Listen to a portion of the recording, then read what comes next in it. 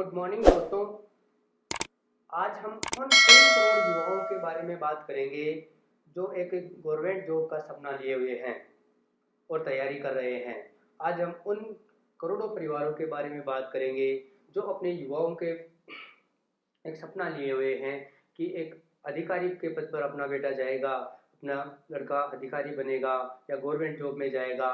उन युवाओं के बारे में बात करेंगे जो आईबीपीएस, एसएससी और रेलवे की तैयारी में लगे हुए हैं, उनके के बारे में आज बात करेंगे। इन तीनों विभागों के एग्जाम को कंडक्ट करवाने के लिए गवर्नमेंट ने एक फैसला लिया है और वो एग्जाम अब सीईटी के माध्यम से होगा।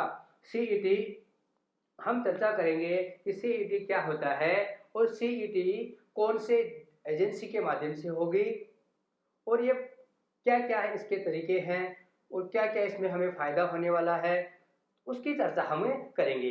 देखिए पहला काम अपना क्या है कि ये सीईटी होता क्या है, कॉमन एलिजिबिलिटी टेस्ट।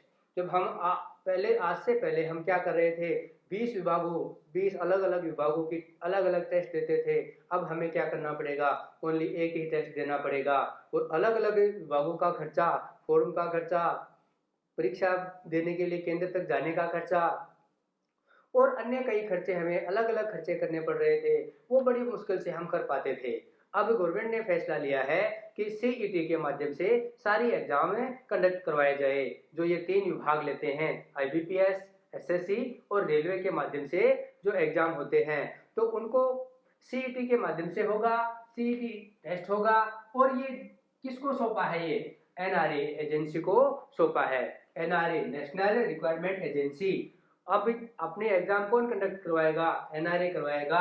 जो 3 विभागों की जैसे एसएससी, कौन कौन से, आईबीपीएस, एसएससी और रेलवे, ये तीनों विभागों के एग्जाम कौन करवाएगा, एनआरए करवाएगा और उनका जो टेस्ट होगा उसे हम क्या बोलेंगे, सीईटी कहा जाएगा।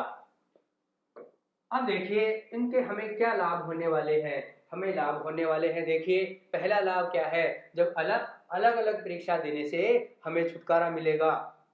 पहले एसएससी की कई एग्जाम्स होती थी, वो अलग अलग 10+2 हो गई और जीडी वगैरह हो गई, सीपीओ, सीजीएल, कई एग्जाम हैं जो एसएससी कंडक्ट करवाता है। तो उनके अलग अलग फॉर्म भरे जाते थे, तो हम क्या करते थे, अलग अलग फॉर्म की अलग अलग फीस हमें देनी पड़ती थी और अलग अलग एग्जाम सेंटर आते थे, तो वो एग्जाम देने हम जाते थे, तो काफ़ी खर्चा हमें वहन करना पड़ता था। लेकिन अब क्या है, अब हमें ओनली क्या करना पड़ेगा, उनसे छुटकारा पाने के लिए ओनली एक ही एग्जाम देनी पड़ेगी। दूसरा क्या है, ये जो एग्जाम है सीईटी है, ये ओनली क्या है, ये प्रवेश परीक्षा है, ये न कि मुख्य परीक्षा है। मुख्य परीक्षा में बैठने के लिए सीईटी हमें पास करना होगा और सीईटी के माध्यम से जब हम पास कर लेंगे तो हम क्या कर पाएंगे, आईबीपीएस, एसएससी, रेलवे की मुख्य परीक्षा पास कर, मुख्य परीक्षा के चयन के लिए उसी एक ही एग्जाम पास करनी होगी। अब देखिए ऑनलाइन फीस से छुटकारा, और वो जो एग्जाम की जो फीस देते थे हमें, उससे हमें छुटकारा मिलेगा, क्योंकि अलग अलग एग्जाम्स के लिए हमें अलग अलग फीस पे करनी पड़ती थी। अब क्या होगा, अब हम एक ही फीस में काम चल जाएगा अपना। देखिए परीक्षा केंद्र तक क्या है, पहुंचने का खर्चा बचेगा अपना, जब परीक्षा केंद्र तक जाते थे तो वो क्या होगा, खर्चा बच जाएगा। दूसरा क्या है, रिजल्ट का लंबा इंतजार अब नहीं करना पड़ेगा। पहले क्या होता था कि एग्जाम दे दी, पता नहीं रिजल्ट कब आएगा, तो जो युवा लोग हैं उनके संशय रहता था कि क्या पता रिजल्ट कब आएगा इसका, तो वो क्या करते थे, दूसरे एग्जाम की तैयारी करने में लग जाते थे। तो अब क्या, ऐसा हमें ऐसी सामना जो कठिनाइयां हैं उनका सामना हमें नहीं करना पड़ेगा, क्योंकि अब क्या है, जल्द ही रिजल्ट आ जाएगा। क्योंकि ये जो सीईटी है वो वर्ष में कितनी 2 बार कंडक्ट करवाएगी। देखिए ये केवल प्रवेश परीक्षा है, और देखो प्रवेश परीक्षा पास करने के बाद ये अलग अलग डिपार्टमेंट्स जो है, तीनों डिपार्टमेंट्स है, इनकी मेंस की एग्जाम में हम बैठ पाएंगे। पहले क्या, अब देखिए पहले क्या होता था कि इनमें अलग अलग सबकी प्रवेश परीक्षा अलग अलग देनी पड़ती थी, और अब क्या, इन तीनों की सबकी प्रवेश परीक्षा एक देनी पड़ेगी, और उसे हम क्या बोलते हैं, सीईटी का नाम दे दिया हमें। अब देखिए आगे, देखिए परीक्षा केंद्र देखो, एग्जाम ऑनलाइन एग्जाम होगी, कौन सी एग्जाम होगी, ये ऑनलाइन एग्जाम होगी, और ये ऑनलाइन एग्जाम करवाने के लिए 117 जिलों को चुना गया है। सिलेबस क्या होगा? अपने दिमाग में ये आता है कि इसका सिलेबस क्या होगा, कौन सा सिलेबस अलग अलग। पहले क्या होता था, बैंक का सिलेबस अलग होता था, एसएससी का सिलेबस अलग है और रेलवे का सिलेबस ही अलग है।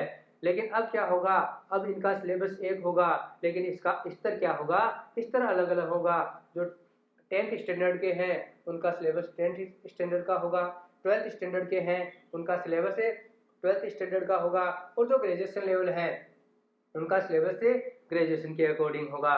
तो ये तो अपने हो गई सिलेबस की बात। अब देखो आगे क्या है, आगे दे रखा है कि योग्यता क्या होगी, कौन इस एग्जाम के बैठने लायक है, इसकी योग्यता क्या है। इसकी योग्यता है 10th पास, 12th पास और ग्रेजुएशन।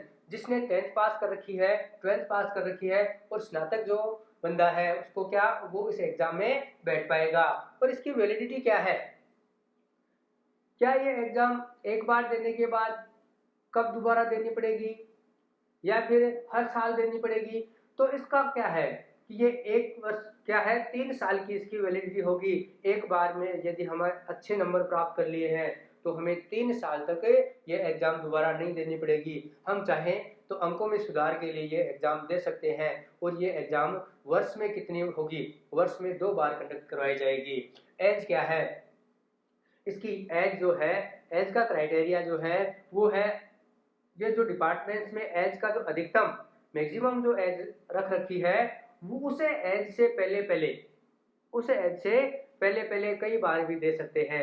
जितनी बार एग्जाम करवाए उतनी बार दे सकते हैं। लेकिन इसका क्राइटेरिया क्या है कि ये अधिकतम आयु सीमा से पहले करवाई जाएगी। आज के लिए दोस्तों इतना ही।